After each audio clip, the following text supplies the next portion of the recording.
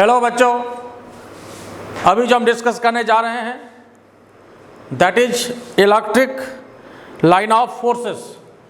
अभी जो हम डिस्कस करने जा रहे हैं electric line of forces, electrostatics का बहुत ही इंपॉर्टेंट कॉन्सेप्ट है इलेक्ट्रिक लाइन ऑफ फोर्सेस। और ये आपका लाइव क्लास भी चल रहा है, बच्चे लाइव एंजॉय भी कर रहे हैं।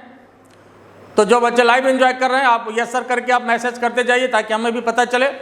और चलिए, मैं हूँ आर के जे सर और हमारा channel innovation physics by R K J sir. हम आज स्टार्ट करने जा रहे हैं इलेक्ट्रिक लाइन ऑफ फोर्सेस, जो कि इलेक्ट्रोस्टैटिक्स का आप कह सकते हैं कि ये पिलर कॉन्सेप्ट है इलेक्ट्रिक लाइन ऑफ फोर्सेस। देखिए होता क्या है, सबसे पहली बात इलेक्ट्रिक लाइन ऑफ फोर्सेस का जो कॉन्सेप्ट है ये साइंटिस्ट माइकल फैराडे ने दिया था। ये साइंटिस्ट माइकल फैराडे ने दिया था और माइकल फैराडे साहब एक्सपेरिमेंटल साइंटिस्ट थे, जैसा कि हमने पिछले लेक्चर में भी डिस्कस किया था। फैराडे साहब के स्टोरी के बारे में बताया था आपको कि फैराडे साहब ज़्यादा पढ़े लिखे साइंटिस्ट नहीं थे, लेकिन बहुत अव्वल दर्जे के साइंटिस्ट हुए। उनके पास थ्योरेटिकल नॉलेज कम था लेकिन प्रैक्टिकल नॉलेज बहुत ज़्यादा था, और जिसके कारण फैराडे साहब का कई चीज़ आपको स्टडी करना है। एक तो आपके सामने है इलेक्ट्रिक लाइन ऑफ फोर्सेस, और दूसरा आगे आप पढ़ेंगे इलेक्ट्रोमैग्नेटिक इंडक्शन, एक इलेक्ट्रिक करंट में बढ़िया टॉपिक है। और फिर आपको केमिस्ट्री में पढ़ना है Faraday's law of electrolysis, Faraday's law of electrolysis. तो इस तरह से कई चीज़ आपको फैराडे साहब का स्टडी करना है जो कि आपके सिलेबस में है। तो आइए हम इलेक्ट्रिक लाइन ऑफ फोर्सेस के बारे में यहाँ पर डिस्कस कर रहे हैं, जिसको कि इलेक्ट्रिक फील्ड लाइंस भी कहा जाता है। इलेक्ट्रिक लाइन ऑफ फोर्सेस को क्या कहा जाता है? इलेक्ट्रिक फील्ड लाइंस भी कहा जाता है। जो बच्चे ऑनलाइन जुड़ रहे हैं वो आप मैसेज कम से कम करें ताकि हमको समझ में आ जाए कि आप लोग कितने बच्चे इसमें जुड़े हुए हैं। तो चलिए, इलेक्ट्रिक फील्ड लाइंस तो इसका जो है फैराडे साहब ने दिया था। तो पहले तो इस बात को भी हम लिखा दें आपको कि इलेक्ट्रिक लाइन ऑफ फोर्सेस का जो कॉन्सेप्ट है, इस बात को स्टार मार्किंग में लिख लीजिए। Concept of electric line of forces is introduced by the scientist Michael Faraday, by the scientist Michael Faraday, Michael Faraday। अब यहां पर देखिए कि इलेक्ट्रिक लाइन ऑफ फोर्सेस होता क्या है। इलेक्ट्रिक लाइन ऑफ फोर्सेस होता क्या, आ रही है आवाज? और जो ऑनलाइन बच्चे देख रहे हैं आवाज आ रही है? चलिए ठीक है, तो आगे हम कंटिन्यू कर रहे हैं। जो बच्चे जुड़ रहे हैं आप यस सर कर दें कम से कम, ताकि हमको समझ में आ जाए कितने बच्चे जुड़े हैं, ठीक है। और जो भी आपको दिक्कत हो हम उस पर भी फिर बात करेंगे, फिर लाइव क्लास में हम बात करेंगे। तो आइए अब यहाँ पर हम क्लास को कंटिन्यू रखें। Electric line of forces Michael Faraday साहब ने दिया था, और इलेक्ट्रिक लाइन ऑफ फोर्सेस होता क्या है? तो देखिए, इलेक्ट्रिक लाइन ऑफ फोर्सेस जो है ये इलेक्ट्रिक फील्ड के डायरेक्शन को कहीं भी आसानी से देने का रेडीमेड तरीका है। आसानी से हम इलेक्ट्रिक फील्ड के डायरेक्शन को हम डिसाइड कर सकते हैं, दे सकते हैं। ये आसान तरीका होता है, और फैराडे साहब ने इसके लिए बहुत मेहनत किया, फिर जाकर के इलेक्ट्रिक लाइन ऑफ फोर्सेस के कॉन्सेप्ट को दिया।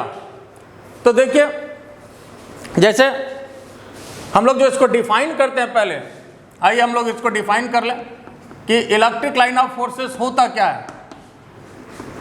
देखिए, अभी जो आप डेफिनेशन दे रहे हैं, डेफिनेशन से आपको कुछ भी समझ में नहीं आएगा।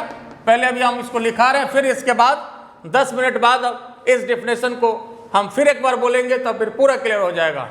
अभी डेफिनेशन से परेशान नहीं होइएगा, डेफिनेशन से कुछ समझ में नहीं आएगा। इलेक्ट्रिक लाइन ऑफ फोर्सेस होता क्या है? Electric line of forces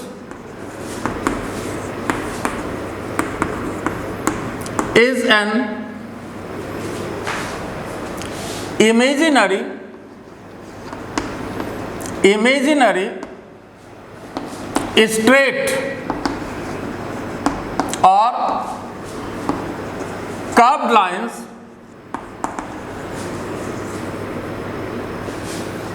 tangent at any point gives the direction of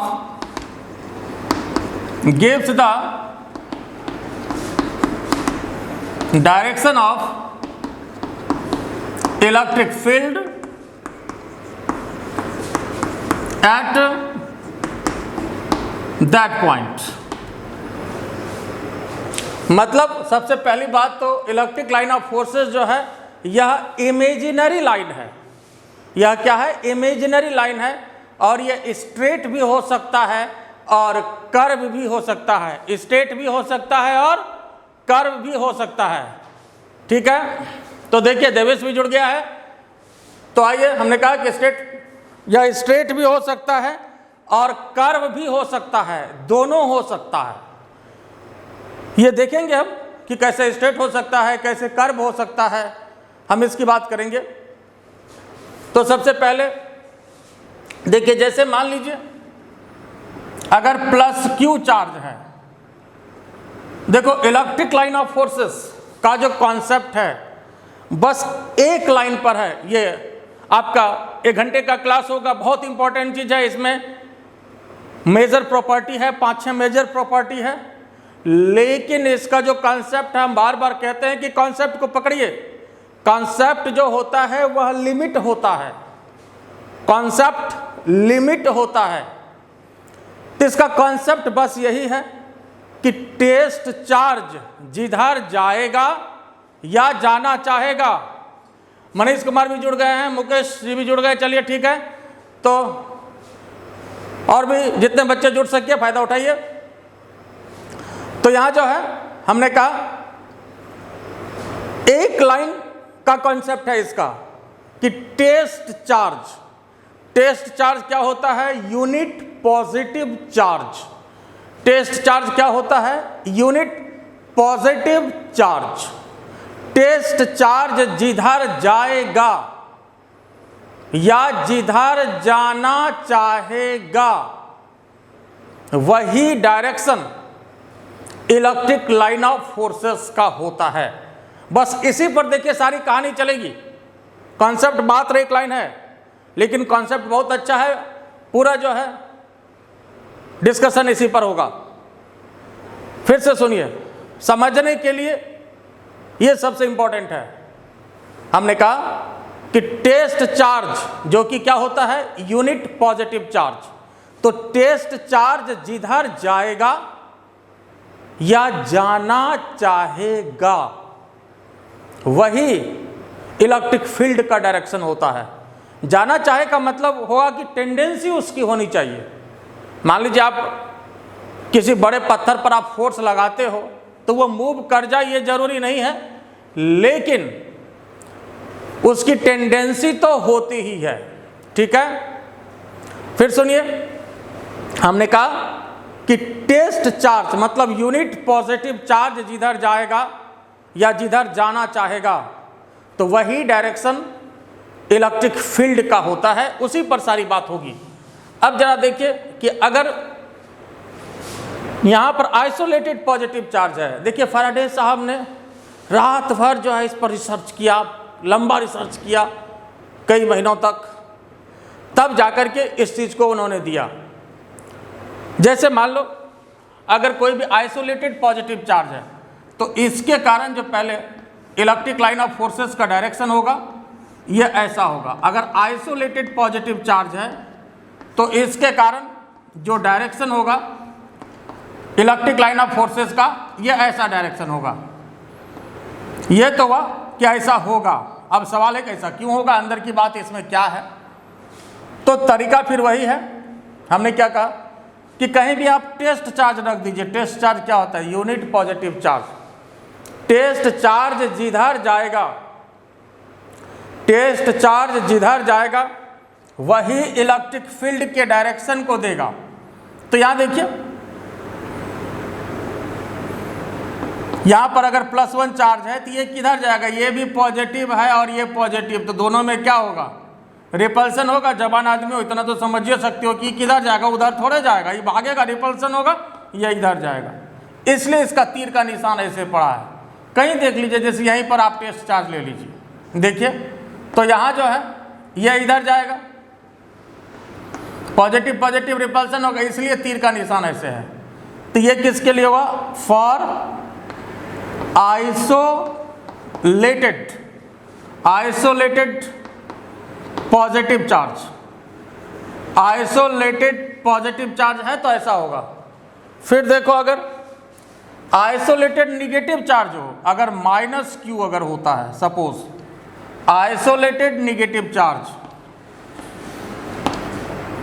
इसके कारण जो लाइन ऑफ फोर्सेस होगा यह ऐसा होता है, इसका जो तीर का निशान होगा पलट जाएगा, है तो वैसे ही, लेकिन तीर का जो निशान है ये पलट गया और ये इसका इलेक्ट्रिक लाइन ऑफ फोर्सेस का डायरेक्शन हो गया, ये इसका डायग्राम हो गया, ये रिप्रेजेंटेशन हुआ। तो फिर इसमें मन में है इसमें तीर का निशान ऐसा क्यों हुआ, तो बस पिलर कंसेप्ट लगा दीजिए। पिलर कंसेप्ट वही है कि टेस्ट चार्ज रखिए, छोटू चार्ज यूनिट पॉजिटिव चार्ज रखिए, ये जिधर जाएगा वही जो है इलेक्ट्रिक फील्ड के डायरेक्शन को देगा। तो टेस्ट चार्ज किधर जाएगा जरा बताइए, तो ये इधर जाएगा, टेस्ट चार्ज इधर जाएगा, ये ऐसे चला गया है ना। अब ये निगेटिव है ना साहब, निगेटिव है तो ये इधर आएगा। फिर यहाँ पर +1 चार्ज रखिए, टेस्ट चार्ज, ये किधर जाएगा, ये इधर जाएगा, इसलिए ये डायरेक्शन होगा। तो तीर का निशान इसमें जो इनवर्ड है, इसके पीछे रीजन यही है। ये बात समझ गए कि क्यों ऐसा है, ये क्लियर हुआ, ठीक बात है। तो आइसोलेटेड पॉजिटिव चार्ज के कारण ऐसा और आइसोलेटेड नेगेटिव चार्ज के कारण तीर का जो निशान है ये पलट जाएगा। तो ये किसके कारण हुआ, फॉर आइसोलेटेड निगेटिव चार्ज,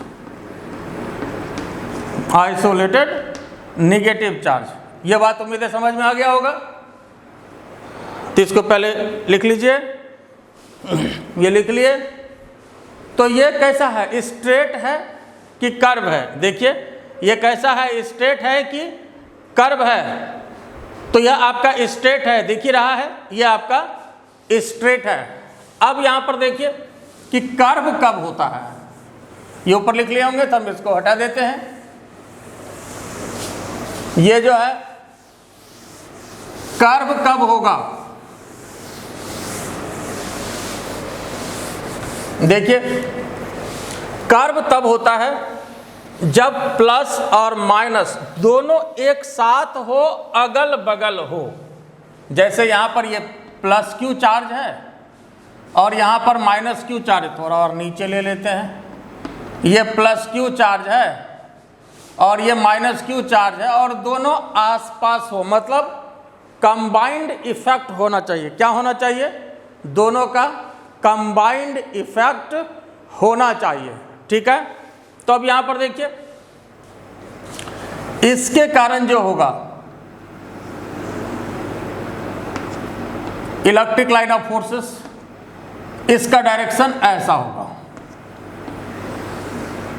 पहले हम बना देते हैं, फिर आपके जो मन में क्वेश्चन उठ रहा है कि ऐसा क्यों होगा, हम उस पर भी बात करेंगे।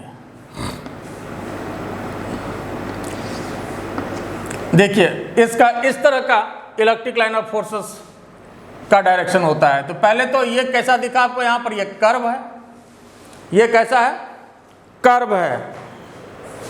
तो अब यहाँ पर देखिए जो रेडीमेड तरीका है, रेडीमेड तरीका जो है, जो फैराडे साहब ने दिया है, क्या दिया कि इलेक्ट्रिक लाइन ऑफ फोर्सेस के किसी भी पॉइंट पर जब हम टेंजेंट डालेंगे तो वही जो है इलेक्ट्रिक फील्ड का डायरेक्शन देगा, वही इलेक्ट्रिक फील्ड का डायरेक्शन देगा। तो साहब हम यहाँ पर जो है किसी भी पॉइंट पर अगर हम जानना चाहें इलेक्ट्रिक फील्ड का डायरेक्शन, तो यहाँ पर हम टेंजेंट खींच देंगे। यहाँ जानना चाहें इस कर्व पर हम टेंजेंट खींच देंगे, यहां जानना चाहें तो इस कर्व पर टेंजेंट खींच देंगे। यहां जानना चाहें तो इस कर्व पर टेंजेंट खींच देंगे। देखिए हर जगह कहीं भी, और हमेशा ही जो इलेक्ट्रिक फील्ड का डायरेक्शन होता है वो पॉजिटिव से निगेटिव होता है। क्या होता है? पॉजिटिव से निगेटिव होता है। देखिए इलेक्ट्रिक लाइन ऑफ फोर्सेस की कई प्रॉपर्टी है, हम सब पर बात करेंगे, है ना। इलेक्ट्रिक लाइन ऑफ फोर्सेस की प्रॉपर्टी है, तो यहां जो है इसका सबसे पहला प्रॉपर्टी है इलेक्ट्रिक लाइन ऑफ फोर्सेस का कि electric line of forces originate from positive charge and terminated to negative charge. Electric line of forces originate from positive charge and terminated to negative charge. मतलब start होता है positive से और जाएगा कहाँ? Negative में जाकर के ख़त्म हो जाता है। आई बात समझ में?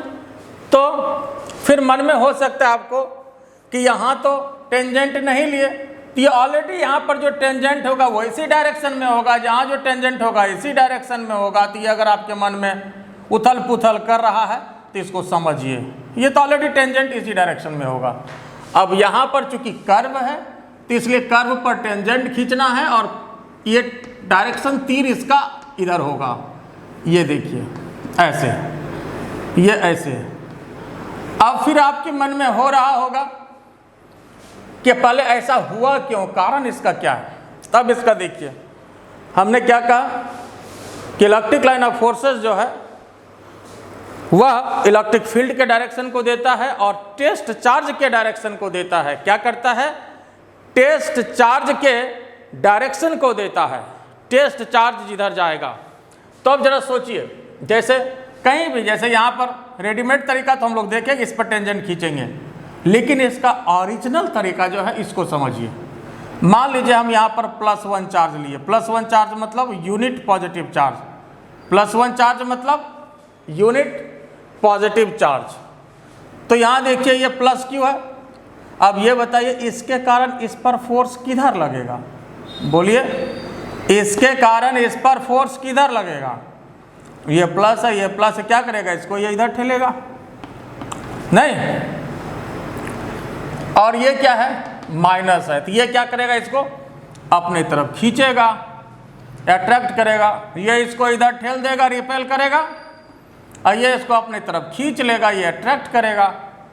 तब ये बता साहब, जैसे मान लो इधर जो फोर्स लगा ये E1 है, इधर जो फोर्स लगा ये E2 है। हम वेक्टर सिंबल इसलिए दे रहे हैं कि पहले तो मन में होगा फोर्स को यहाँ पर E क्यों लिखना है, F भी लिख सकते हैं, लेकिन यहाँ पर टेस्ट चार्ज पर जो फोर्स लगता है वो इंटेंसिटी होता है।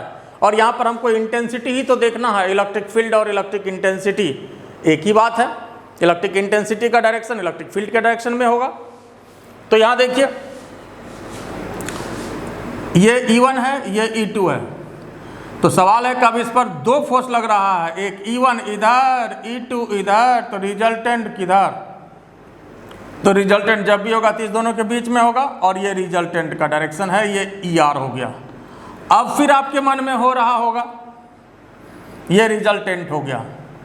अब जरा इसको गौर से देखिए, तो ये जो रिजल्टेंट है, ये जो रिजल्टेंट है वो इसके तरफ थोड़ा सा ज़्यादा झुका हुआ है। E1 के तरफ इसका ज़्यादा झुका हुआ है ना। यहाँ से देखिए ये ज़्यादा एंगल है, ये कम एंगल है। कम एंगल मतलब झुकाव है इधर ज़्यादा, इसके तरफ ये झुका हुआ है।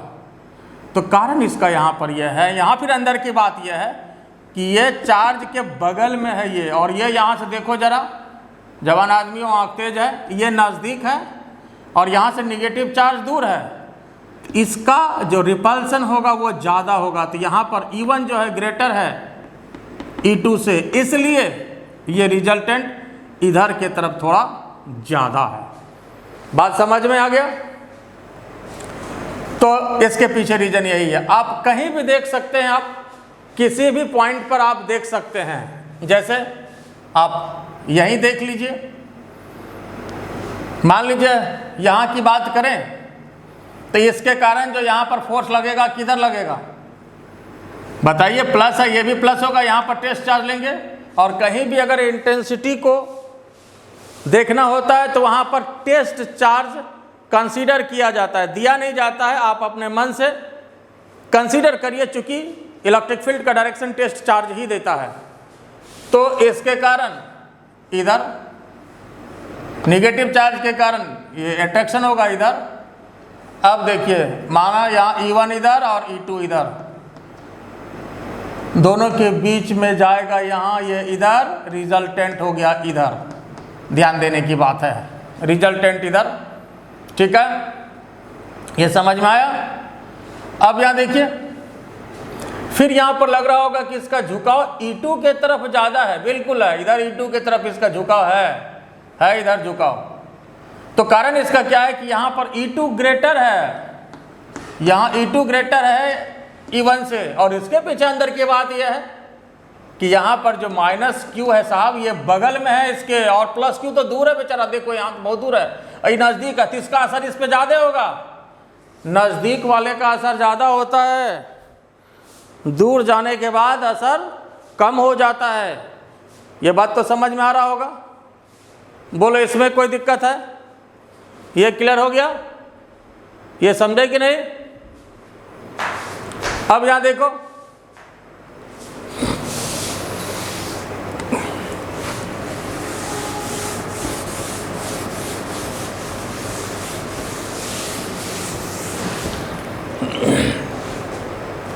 यह जो है प्लस Q और माइनस Q इसके लिए हुआ।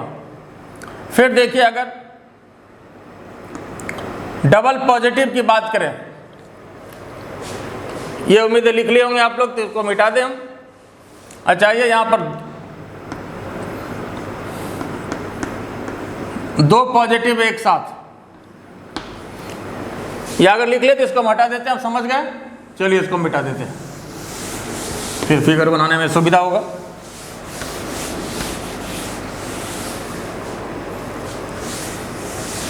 देखो साहब, जब डबल पॉजिटिव हो, दोनों पॉजिटिव, तो इसके कारण जो लाइन ऑफ फोर्सेस होगा ये कैसा होगा? जरा देखिए, इसके कारण जो लाइन ऑफ फोर्सेस होता है ये ऐसा होता है, ये इस तरह से होता है, ये ऐसा होगा। ऐसा क्यों होता है, हम इस पर भी बात करेंगे, लेकिन पहले जरा डायग्राम तो बना ले। ऐसा क्यों होता है, इस पर भी बात करेंगे।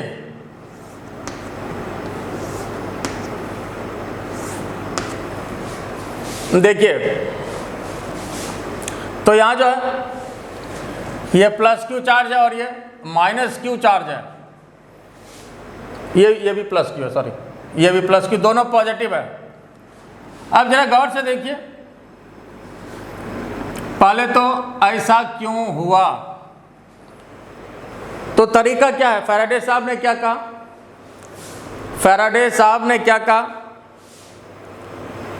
कि अगर कहीं भी इलेक्ट्रिक फील्ड का डायरेक्शन आपको निकालना है, डायरेक्शन देखना है, तो क्या करेंगे?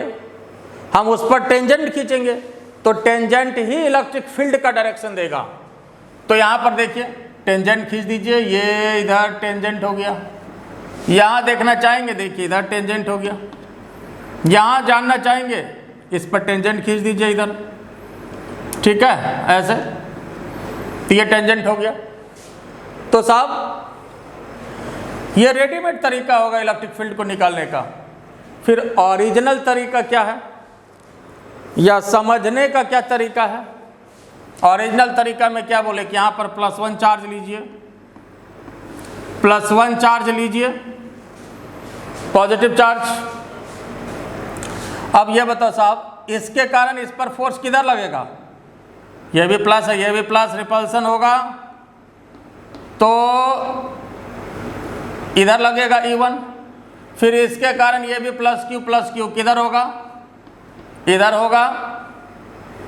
यहाँ मान लीजिए E2, E1 इधर, E2 इधर, ये जाएगा किधर? तो जाएगा किधर? इधर जाएगा। किधर? तो जो टेंजेंट का डायरेक्शन था देख लीजिए, उधरे जाएगा। और फिर ये आपके मन में हो, देखो इधर इसका झुकाव ये E1 के तरफ थोड़ा ज़्यादा है, सटा हुआ E1 से ज़्यादा है, तो E1 से ज़्यादा सटने का कारण है E1 ज़्यादा ताकतवर है, इसलिए कि यहाँ पर जो है Q1 नज़दीक में है और ये चार्ज यहाँ पर दूर में है, तो इसका असर ज़्यादा होगा, ये इसलिए ज़्यादा सटा इधर, ये रिजल्टेंट हो गया। बात समझ गया? अब फिर जहाँ जरा गौर से देखिए, ये देखिए यहाँ पर इलेक्ट्रिक फील्ड है नहीं है, देख रहे हैं मैदान साफ है, यहाँ कोई इलेक्ट्रिक फील्ड नहीं, तो इलेक्ट्रिक लाइन ऑफ फोर्सेस नहीं है। तो कहीं भी अगर इलेक्ट्रिक लाइन ऑफ फोर्सेस नहीं है तो इसका मतलब इलेक्ट्रिक फील्ड भी नहीं होगा।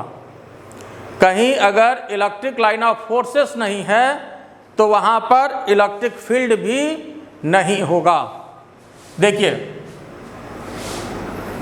जैसे यहाँ पर जो है, सपोज अगर हम यहाँ पर टेस्ट चार्ज रखे हैं, ऐसे तो देख ही रहे लाइन ऑफ फोर्सेस नहीं है, no line of forces no electric field, electric field नहीं होगा। मतलब अगर वहाँ पर हम चार्ज रख दें तो उस पर कोई इलेक्ट्रिक फील्ड नहीं, कोई इलेक्ट्रोस्टैटिक फोर्स नहीं लगेगा।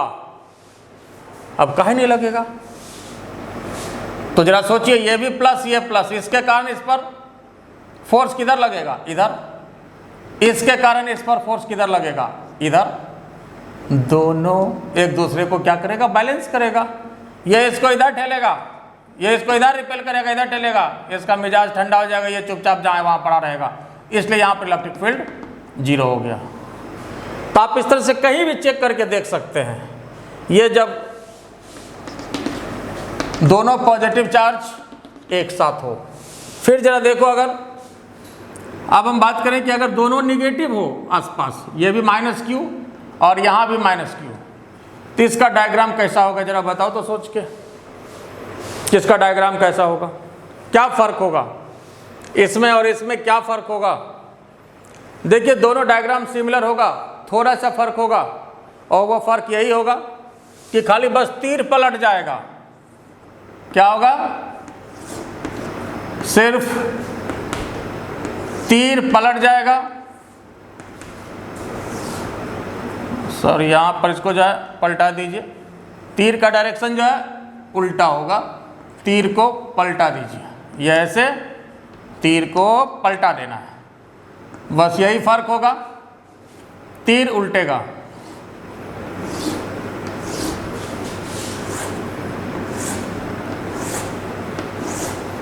देखिए तीर इसका जो है इधर, बस यही फ़र्क होगा। अब तीर क्यों पलट गया?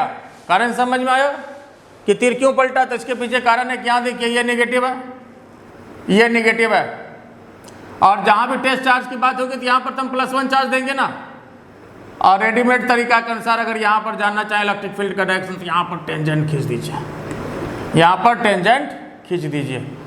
कहीं भी यहाँ जानना चाहेंगे तो यहाँ पर टेंजेंट खींचिए, और ये जो टेंजेंट होगा इसका डायरेक्शन इधर, इसलिए कि यहाँ पर +1 चार्ज है और यहाँ माइनस है, तो ये इसके तरफ जाएगा। ऐसे जहाँ देखना चाहें आप, यहाँ पर देखना चाहें आप इधर टेंजेंट खींच दीजिए, तो ये तरीका होगा। ठीक है, इधर टेंजेंट खींच दीजिए। कहीं भी आप लेना चाहें, देखिए जो वही तरीका होगा, टेंजेंट इधर खींच दीजिए। और ओरिजिनल तरीका कहीं भी देखना चाहें, बोलो साहब यहाँ +1 चार्ज, इसके कारण इस पर फोर्स किधर? ये खींचेगा इधर, इसके कारण इस पर फोर्स किधर? ये खींचेगा इधर, तो E1 इधर, E2 इधर, ये जाएगा किधर? दोनों के बीच में, और ये सटा हुआ होगा E2 से, E2 के तरफ ज़्यादा होगा। कारण क्या? E2 इज यहाँ पे ग्रेटर देन E1। तो ऐसा नहीं है कि कहीं E1 भी ज़्यादा हो सकता है, कहीं E2 भी ज़्यादा हो सकता है। तो ये हो गया हो, तो आप पहले ये डायग्राम बना लीजिए, फिर हम इस इलेक्ट्रिक लाइन ऑफ फोर्सेस के प्रॉपर्टी पर और आगे डिस्कस करेंगे। पहले इसको लिख लीजिए, बना लीजिए इसको पहले।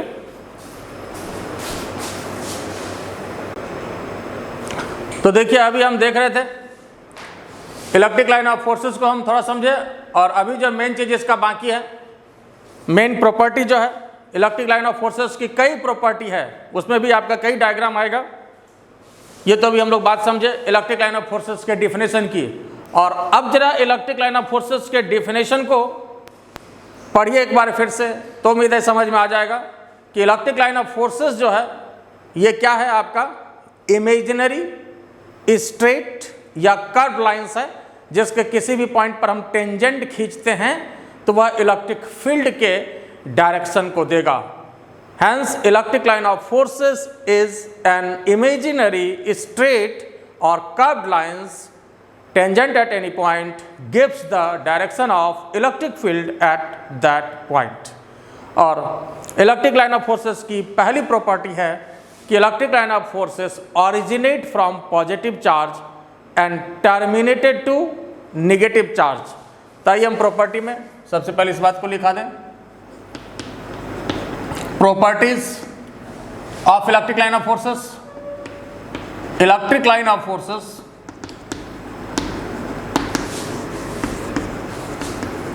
originate मतलब शुरू होता है from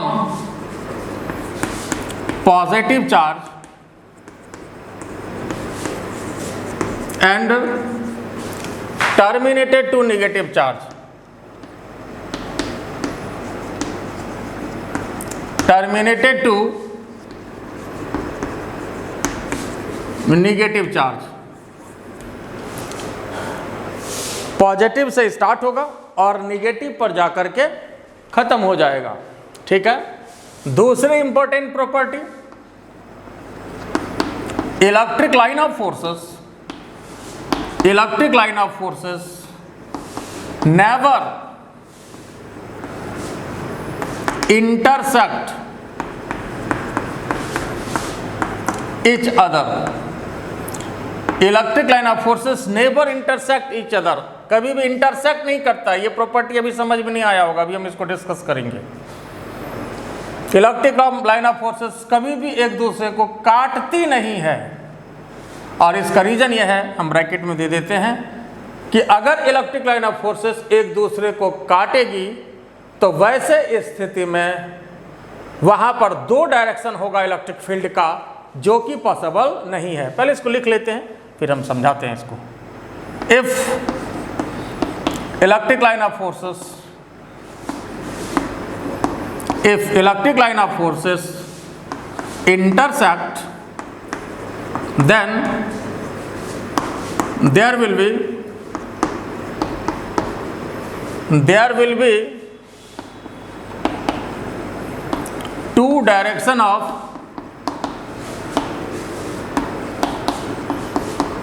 electric field at the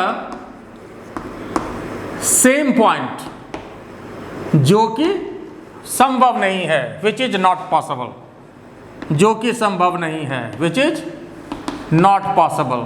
तो क्यों संभव नहीं है, तो जरा देखें इसको। देखिए यह जो हमने डायग्राम दिया था कि एक पॉजिटिव और एक नेगेटिव हो, इसके लिए तो पॉजिटिव से नेगेटिव, और यहाँ भी इलेक्ट्रिक लाइन ऑफ फोर्सेस का ऐसा डायरेक्शन हमने दिया था, ये डायग्राम होता है इसका। तो जरा सोचिए कि अगर ये लाइन ऑफ फोर्सेस एक दूसरे को काट दिया, सपोज कि ये यहीं पर मान लीजिए कि अगर ये काट देता है इसको, ऐसे यहाँ काट दिया, मान लीजिए ये ऐसे काट दिया यहाँ पर, जरा समझिए अब बात समझने वाली है। अगर यहाँ पर काट दिया तो इलेक्ट्रिक लाइन ऑफ फोर्सेस का जो है डिफिनेशन क्या कहता है कि अगर किसी भी पॉइंट पर हम टेंजेंट खींचें तो वह जो है उस पॉइंट पर इलेक्ट्रिक फील्ड के डायरेक्शन को देगा। तो यहाँ पर जब ये इंटरसेक्ट हो गया तब यहाँ पर तो दो कर्व हो गया, यहाँ पर क्या हुआ, दो कर्व हो गया। इसका मतलब अब यहाँ पर दो डायरेक्शन हो जाएगा, एक तो इसके हिसाब से इधर हो गया और इसके हिसाब से इधर हो गया, तो दो डायरेक्शन हो जाएगा इलेक्ट्रिक फील्ड का, जो कि संभव नहीं है। आई बात समझ में, क्यों नहीं संभव है, ये पॉसिबल नहीं है। जैसे मान लो हम ग्रेविटेशन में समझिए, जैसे ये ग्रेविटेशनल फील्ड है, ऊपर वाले का फील्ड है, यहाँ से अगर किसी बॉडी को गिराते हैं तो ये एक ही तरफ जाता है ना, देखिए ये एक ही तरफ आया, नीचे आया, इसका फिक्स डायरेक्शन हुआ। क्या इसमें ऐसा भी हो सकता है क्या, कभी उधर चला गया, कभी इधर चला आया, कभी इधर चला गया, क्या ऐसा होता है क्या कि जिधर मन उधर चला गया, या दो डायरेक्शन में जा सकता है क्या, बिल्कुल नहीं। जब भी जाएगा तो एक ही तरफ जाएगा, दो डायरेक्शन में कभी भी नहीं जाएगा। तो यही कारण है कि इलेक्ट्रिक लाइन ऑफ फोर्सेस एक दूसरे को कभी भी काटती नहीं है। ये उम्मीद अब ये बात समझ में आ गया होगा कि क्यों नहीं काटती है। जैसे अगर यहाँ भी काट दिया तो फिर पता चलेगा कि यहाँ देखिए, तो यहाँ पर दो टेंजेंट हो जाएगा और दो डायरेक्शन हो जाएगा, तो ये जो है पॉसिबल नहीं है, इसी कारण नहीं काटती है। तो ये समझ में आया। आइए नेक्स्ट प्रॉपर्टी हम लोग देखें। Electric line of forces, 3 number में, इलेक्ट्रिक लाइन ऑफ फोर्सेस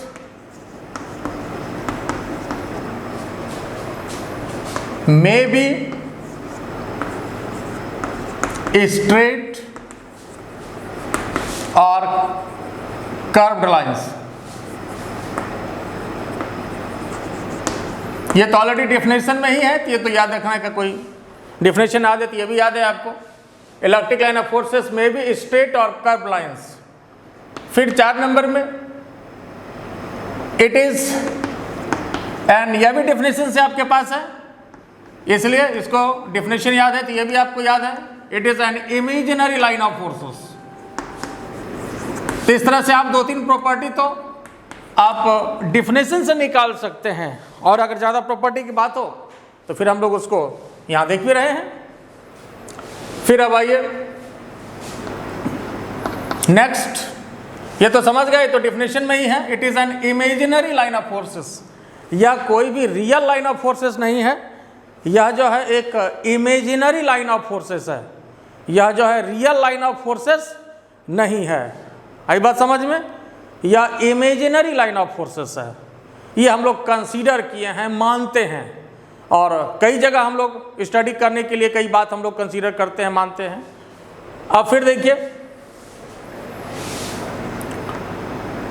ये बहुत important property, crowded line of forces represent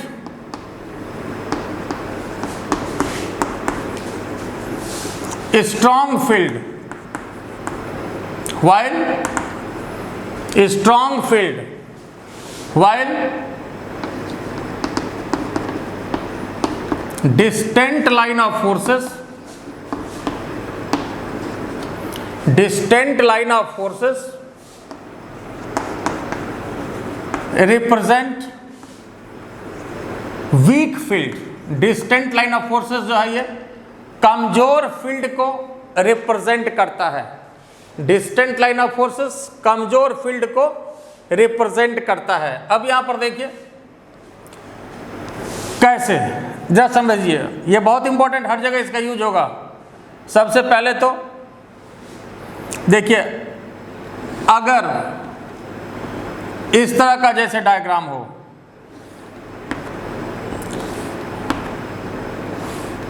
तो आप इस डायग्राम में क्या देख रहे हैं, देखिए तो हर एक लाइन के बीच का जो डिस्टेंस है वो क्या है, कांस्टेंट है, दिख रहा है। हर एक लाइन के बीच का जो डिस्टेंस है ये कांस्टेंट है, और डायरेक्शन भी क्या है, वो सेम है। तो देखिए, इलेक्ट्रिक फील्ड वेक्टर क्वांटिटी है, और इलेक्ट्रिक फील्ड कांस्टेंट हम तभी कहेंगे जबकि उसका मैग्नीट्यूड भी समान होना चाहिए और डायरेक्शन भी समान होना चाहिए, दोनों समान होना चाहिए। तो मैग्नीट्यूड डिसाइड करने के लिए जो है हम ये देखेंगे, मैग्नीट्यूड डिसाइड करने के लिए ये देखेंगे, ये मैग्नीट्यूड के लिए, ठीक है। और डायरेक्शन के लिए तो आप ये डायरेक्शन देख ही रहे हैं, तो इसमें मैग्नीट्यूड भी कांस्टेंट है, magnitude constant, direction constant, magnitude constant, direction constant, दोनों कांस्टेंट। तो इसलिए ये कैसा फील्ड होगा साहब, तो हम इसको बोलते हैं यूनिफॉर्म फील्ड। और यूनिफॉर्म इलेक्ट्रिक फील्ड होने के लिए दोनों चीज कांस्टेंट होना जरूरी है।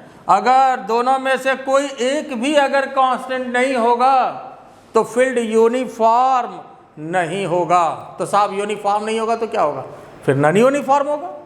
यूनिफॉर्म नहीं होगा तो फिर क्या कहेंगे उसको हम लोग? नॉन यूनिफॉर्म कहेंगे। और क्या कहेंगे? आई बात समझ में?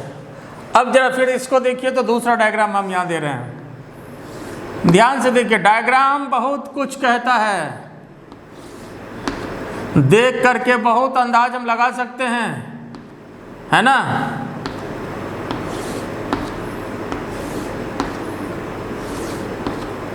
पहले जरा बताइए सोच के कि ये कैसा फील्ड है, यूनिफॉर्म है या नॉन यूनिफॉर्म है? क्या लग रहा है, यूनिफॉर्म या नॉन यूनिफॉर्म? बोलिए। तो साहब ये कैसा फील्ड है? ये भी नॉन यूनिफॉर्म फील्ड है, नॉन यूनिफॉर्म फील्ड है। लग रहा है नॉन यूनिफॉर्म है। इसमें क्या कांस्टेंट नहीं है ये बताइए? तो इसका मैग्नीट्यूड कांस्टेंट है क्या?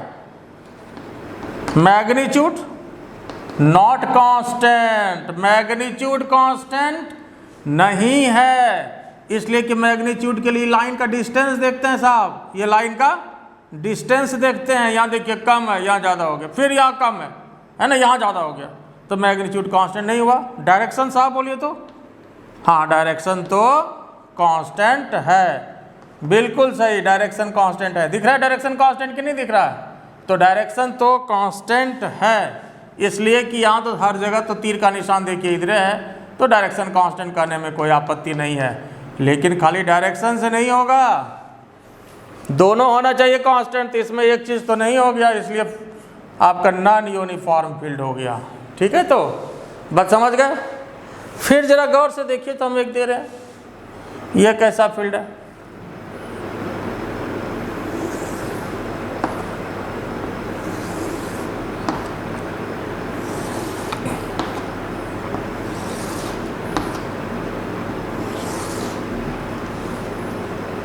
बोलो साहब, यह कैसा फील्ड है? जरा ध्यान से देखिए तो इसको साहब बताइए तो, यह कैसा फील्ड है, यूनिफॉर्म या नॉन यूनिफॉर्म?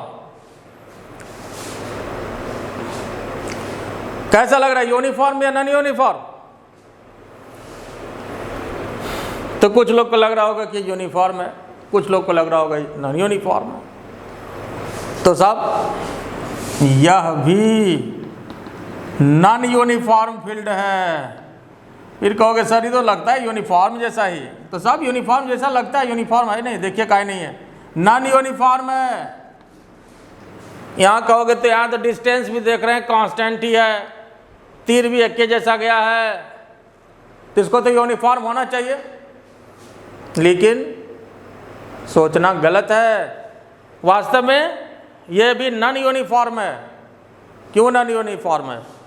मैग्नीट्यूड तो कांस्टेंट है, ये बात तो ठीक है। मैग्नीट्यूड क्या है, ये पहले मैग्नीट्यूड पर बात करें हम लोग। तो मैग्नीट्यूड तो हम भी अंदाज सही बनाए, ऐसा नहीं कि कोई स्केल का यूज किया है, मैग्नीट्यूड कांस्टेंट है। लेकिन डायरेक्शन जरा देखिए तो। पहले क्या ये बताइए, क्या स्ट्रेट लाइन आपको ये दिख रहा है? स्ट्रेट लाइन दिख रहा है क्या? नहीं दिख रहा है। तो क्या दिख रहा है? कर्व्ड लाइन दिख रहा है, कर्व्ड लाइन्स दिख रहा है। ये कर्व है साहब, कर्व है। और जब कर्व है तो कर्व लाइन, जैसे मान लीजिए सर्कुलर पाथ होता है, तो हर एक पॉइंट पर डायरेक्शन चेंज करता है। ये सर्कुलर मोशन का डिफिनेशन इस बात को कहता है कि अगर सर्कुलर पाथ हो तो हर एक पॉइंट पर उसका जो डायरेक्शन होगा चेंज करेगा। कोई भी कर्व पाथ होगा तो हर एक पॉइंट पर डायरेक्शन चेंज करेगा। जैसे यही सोचो, अगर यहाँ पर हम डायरेक्शन लेना चाहें तो डायरेक्शन लेने का क्या तरीका होता है? सर्कुलर मोशन में हम लोग पढ़ चुके हैं, आप उस पॉइंट पर टेंजेंट खींच दीजिए, है ना, तो ये डायरेक्शन होगा। यहाँ देखना हो तो इस पॉइंट पर टेंजेंट खींच दीजिए, ये डायरेक्शन होगा। यहाँ की बात करें तो ये डायरेक्शन होगा, यहाँ की बात करें तो ये डायरेक्शन होगा। आप जरा देखिए तो ये इधर, ये कहाँ जा रहा है? ये जा रहा है दिल्ली, जा रहा है बम्बई, है क्या डायरेक्शन? समान दिख रहा है क्या? ये जा रहा है दिल्ली जा रहा है, ये बॉम्बे जा रहा है, इधर चला गया, इधर चला गया, डायरेक्शन है? समान नहीं है साहब। इस वजह से ये नॉन यूनिफॉर्म फील्ड हो गया। बात समझ में आ गया या नहीं आया? तो इसको बना लीजिए पहले डायग्राम। हम थोड़ा साइड हट जाते हैं, डायग्राम बना लीजिए और फिर हम आपको एक और डायग्राम हम दे रहे हैं, जरा फिर हम उस पर भी बात करेंगे कि ये बताइए कैसा है।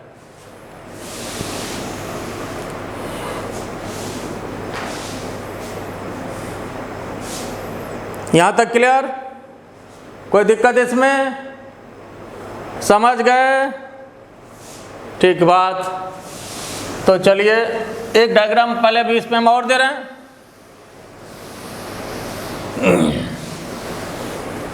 देखिए ये डायग्राम देखिए, तो ये कैसा फील्ड है, इसको अब हम मिटा देते हैं, ये बन गया आप लोग का। देखिए तो जरा साहब ये क्या कर रहा है, ये डायग्राम क्या कर रहा है, कैसा फील्ड है, यूनिफॉर्म या नॉन यूनिफॉर्म? इसमें तो सबको समझ में आ गया होगा, एक ही बार में बोल देगा सर ये तो क्या है, नॉन यूनिफॉर्म है। बिल्कुल सही बात है, ये तो नॉन यूनिफॉर्म है, नॉन यूनिफॉर्म है। इसमें क्या कांस्टेंट नहीं है, क्या कांस्टेंट नहीं है इसमें? तो साहब इसमें कुछ भी कांस्टेंट नहीं है, दोनों में कोई कांस्टेंट नहीं है। मैग्नीट्यूड की बात करें, not constant, magnitude not constant, direction not constant, direction की बात करें नॉट कांस्टेंट। तो मैग्नीट्यूड भी कांस्टेंट नहीं है और डायरेक्शन भी कांस्टेंट नहीं है। कैसे मैग्नीट्यूड कांस्टेंट है? देखो जरा सा, यहाँ कम, यहाँ ज़्यादा, यहाँ फिर कम, यहाँ ज़्यादा हो गया, यहाँ कम, यहाँ जैसे जैसे गया ये ज़्यादा हो गया। और डायरेक्शन भी कांस्टेंट नहीं है। देखिए ये एकदम तिरछा गया, ये ऐसे गया, ये ऐसे गया, ये इधर, ये इधर जा रहा है, दिल्ली इधर जा रहा है, इधर पंजाब, इधर लखनऊ ऐसे जा रहा है। तो है डायरेक्शन कांस्टेंट क्या साहब? नहीं है, इसलिए नॉन यूनिफॉर्म फील्ड है। अब इसकी प्रॉपर्टी को जरा जो हमने लिखाया है उसको भी देखिए कि crowded line of forces represent strong field. देखिए इलेक्ट्रिक फील्ड जो है, ये electric line of forces electric field का पैमाना होता है।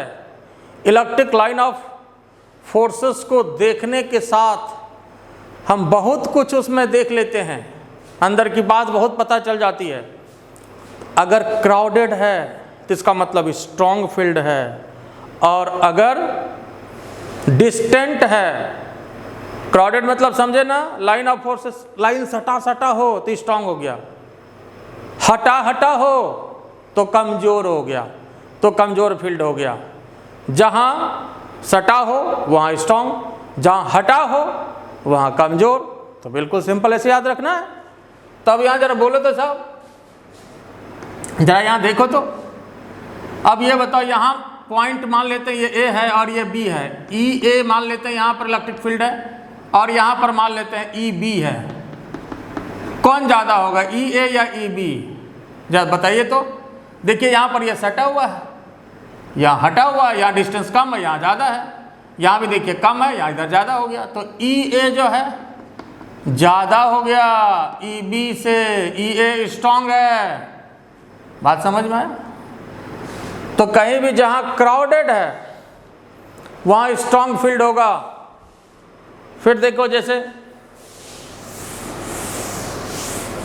पहला जो डायग्राम हमने दिया था उसमें तो सब बराबर डिस्टेंस पर था ना, पहला जो डायग्राम था, तो इसमें तो सब जगह बराबर डिस्टेंस है, इसलिए यूनिफॉर्म हुआ था। डिस्टेंस कम ज़्यादा होगा तो फील्ड का मैग्नीट्यूड चेंज करेगा उसके हिसाब से।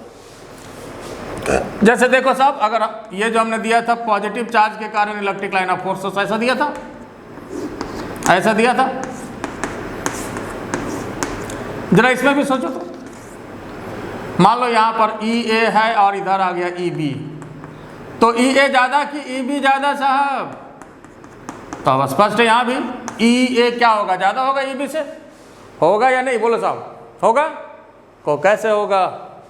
देखो इस चार्ज के पास जो लाइन ऑफ फोर्सेस है, जरा सोचो तो, यहाँ पर जो है अगर इतना डिस्टेंस की बात करें तो इसमें कई टो लाइन ऑफ फोर्सेस है, इतना डिस्टेंस में 2 ठो है, और यहाँ पर लियो इतना डिस्टेंस लिए, जरा बताओ तो। इसमें देखो तो इतना ही डिस्टेंस यहाँ भी लिए, इसमें एक को लाइन ऑफ फोर्सेस नहीं, एक भी नहीं है, और यहाँ इतना में 2 ठो था, है ना? या अगर इधर यहाँ ले लें इतना ही डिस्टेंस, इसमें 1 है, लेकिन यहाँ पर इतना डिस्टेंस में यहाँ 2 है, लेकिन यहाँ तो किसी कीमत पे नहीं हो सकता। बात समझ में आया? इसलिए चार्ज के जो नज़दीक है ये क्राउडेड लाइन ऑफ फोर्सेस होता है। देखिए जैसे जैसे दूर जा रहा तो लाइन ऑफ फोर्सेस हटता जा रहा है, तो नज़दीक में फील्ड ज़्यादा होता है, दूर में फील्ड कम होता है। तो ग्रेविटेशन में भी तो यही होता है, पृथ्वी के नज़दीक फील्ड जो है वो ज़्यादा होता है, जी का मान 9.8, और क्लास 11 में ग्रेविटेशन में हम लोग पढ़े हुए हैं। जैसे जैसे ऊपर जाते हैं तो फील्ड कमज़ोर हो जाता है ना, इलेक्ट्रिक। उसी तरह से यहाँ भी लागू होगा, जी का मान ऊपर जैसे जैसे जाते हैं तो घटता जाता है, ये पढ़े हैं। ठीक है, बात समझ में आ गया वो, उम्मीद है। अब तो जहाँ क्राउडेड हो स्ट्रॉन्ग फील्ड और जहाँ डिस्टेंट हो वहाँ कमज़ोर फील्ड, ये बात समझ में आया? अब आइए और एक नेक्स्ट इंपॉर्टेंट प्रॉपर्टी,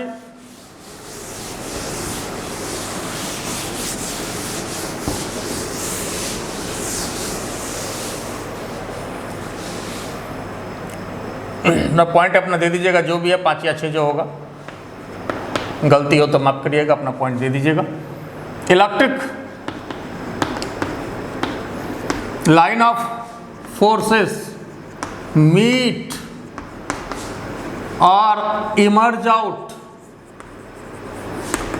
परपेंडिकुलरली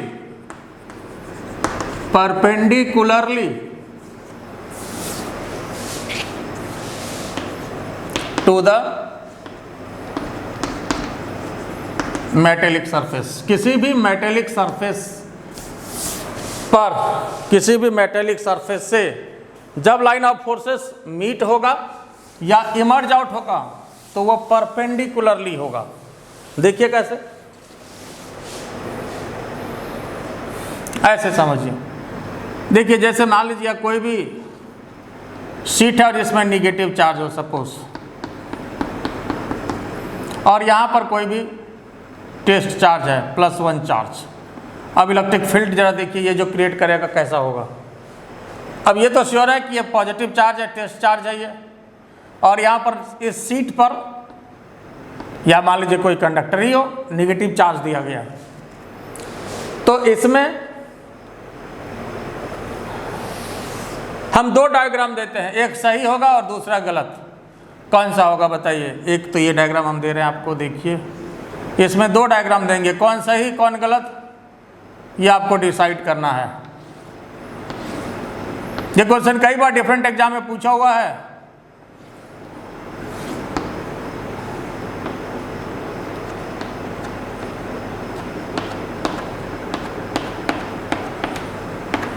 क्या एक ये डायग्राम है और दूसरा डायग्राम हम इधर दे रहे हैं। समझिए कि इसके लिए आपको 2 ऑप्शन हम दे रहे हैं, +1 चार्ज है, यहाँ निगेटिव चार्ज है। तो देखिए साहब,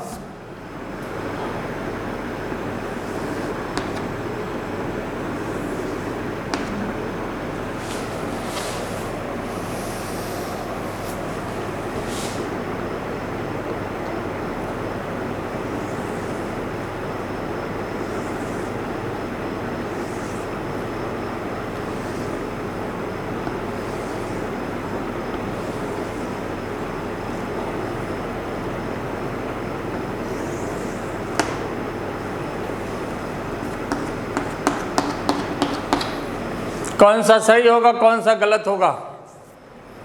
देखिए अगर सिर्फ आप ये लेंगे, सोचेंगे कि पॉजिटिव से निगेटिव की तरफ होता है, तो इसमें भी तो पॉजिटिव से निगेटिव ही है साहब, इसमें भी तो पॉजिटिव से निगेटिव ही है, लेकिन इसमें ये डायग्राम गलत है, ये नहीं होगा, याद रखिएगा। इसमें ये डायग्राम सही होगा। तो इसमें कौन सी प्रॉपर्टी लगी? यही प्रॉपर्टी लगी कि इलेक्ट्रिक लाइन ऑफ फोर्सेस जब भी मीट करेगा या इमर्ज आउट होगा तो perpendicularly to the metallic surface. किसी भी मेटेलिक सरफेस से ये परपेंडिकुलरली ये मीट करेगा। तो यहाँ से जब लाइन ऑफ फोर्सेस जाएगा यहाँ पर ये मीट करेगा, पहले तो पॉजिटिव से निकलेगा, निगेटिव पे टर्मिनेट करेगा, और ये परपेंडिकुलरली जहाँ पर मीट करेगा वहाँ, ऐसा नहीं कि हर जगह परपेंडिकुलर होगा, सो बात नहीं है, लेकिन जैसे जब मीट करेगा तो यहाँ देखिए इसके साथ ये परपेंडिकुलर है, यहाँ परपेंडिकुलर होना चाहिए। जिसमें मीट किया तो यहाँ पर ये परपेंडिकुलर होगा। और यहाँ पर देखिए, यहाँ ये परपेंडिकुलर नहीं है ना, लेकिन यहाँ पर हर जगह ये परपेंडिकुलर है। दिख रहा है आपको? बात समझ में आया? उम्मीद आप समझ में आया होगा। तो इस वजह से परपेंडिकुलरली मीट करेगा। ये बहुत ही इंपॉर्टेंट प्रॉपर्टी है, इस पर कई बार क्वेश्चन पूछा गया है। देखिए, जैसे एक बार क्वेश्चन ये पूछा था आईटी में कि मान लीजिए कोई भी ये मेटेलिक रिंग है, कोई भी मेटेलिक रिंग है,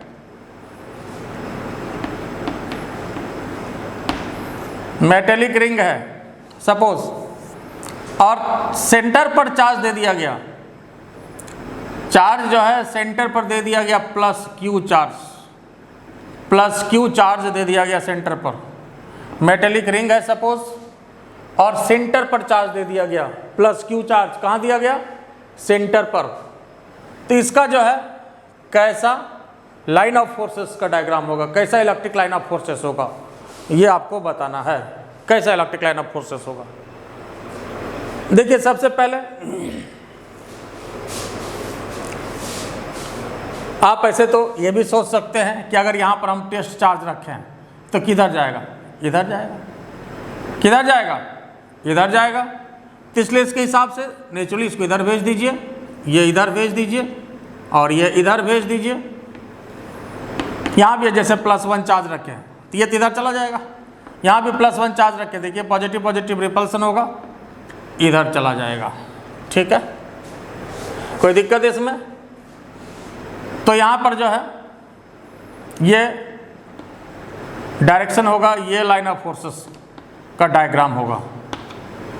देखिए, दूसरे तरह से आप ऐसे इसको समझ सकते हैं कि देखो, वास्तव में जब यहाँ पर ये पॉजिटिव चार्ज था और ये मेटेलिक रिंग है, तो जब चार्ज बगल में रखा हुआ है और ये मेटेलिक बॉडी है तो इंडक्शन इफेक्ट होगा, और इंडक्शन के कारण जब कोई भी चार्ज्ड बॉडी के बगल में कोई भी अनचार्ज्ड बॉडी होगा जनाब, तो वैसे स्थिति में क्या होता है?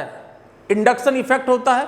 और इंडक्शन में क्या होता है? Opposite nature of charge produce होता है। क्या होता है इंडक्शन में? Opposite nature of charge produce होता है। जैसे देखिए, ये opposite nature of charge produce होता है, ऐसे अपोजिट नेचर ऑफ चार्ज। तो यहाँ पॉजिटिव है तो यहाँ नेगेटिव। और देखिए, पॉजिटिव से निकला, नेगेटिव में टर्मिनेट कर गया। यहाँ नेगेटिव, पॉजिटिव से निकला, नेगेटिव में टर्मिनेट कर गया। ठीक है, तो ये इसका सही डायग्राम होगा। अब फिर जैसे देखिए, इसी में एक और क्वेश्चन पूछा गया था। अगर इसी में क्वेश्चन आपको दे दें कि चार्ज जो है साहब मेटेलिक सरफेस के सेंटर पर नहीं है, चार्ज मेटेलिक सरफेस के सेंटर पर नहीं है, ये सेंटर, लेकिन चार्ज यहाँ नहीं है, ये है मेटेलिक रिंग, ठीक बात है, ये मेटेलिक रिंग है, ध्यान दीजिए, लेकिन चार्ज सेंटर पर नहीं। अब चार्ज हम यहाँ पर साइड में दे दिया प्लस क्यू, देखिए यहाँ पर चार्ज दिया। अब इसका जो है कैसा डायग्राम होगा? प्लस क्यू यहाँ पर दे दिया हमने, पॉजिटिव चार्ज। पहले आप इसको अपने से बनाइए, अभी देखिए नहीं, आप इसको पॉज करके अपने से बनाइए, सोचिए कि कैसा डायग्राम होगा, फिर देखिएगा।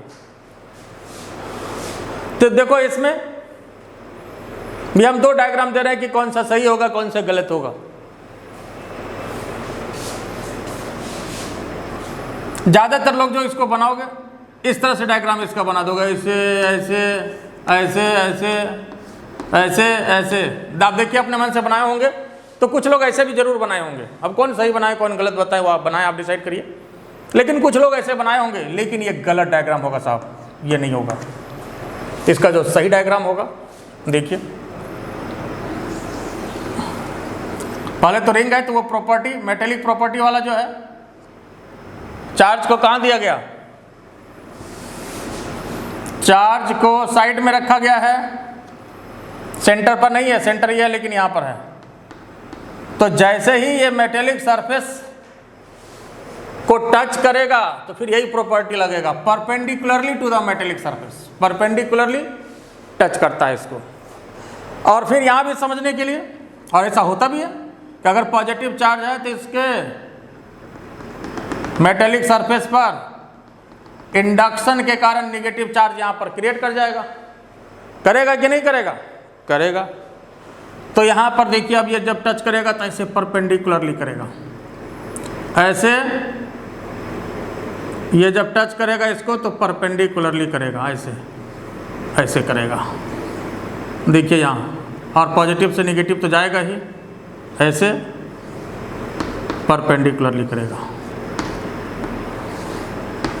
ये देखिए जब ये टच करेगा तो ये परपेंडिकुलरली, देखिए यहाँ पर परपेंडिकुलर, यहाँ परपेंडिकुलर, यहाँ परपेंडिकुलर। क्या यहाँ परपेंडिकुलर दिखता है क्या? देखिए तो एंगल देखने से लग रहा है कि 120 का है, लेकिन यहाँ परपेंडिकुलर देखिए, हर एंगल परपेंडिकुलर आपको लग रहा होगा।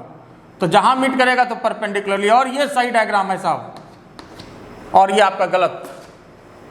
तो याद रखिएगा यही प्रॉपर्टी जो है यहाँ पर इसमें लगी कि मेटेलिक सरफेस पर जब भी वो टच करेगा तो परपेंडिकुलरली करेगा। और यह भी इसमें लागू हुआ कि electric line of forces originate from positive charge and terminated to negative charge, negative पर जाकर के ये टर्मिनेट कर गया।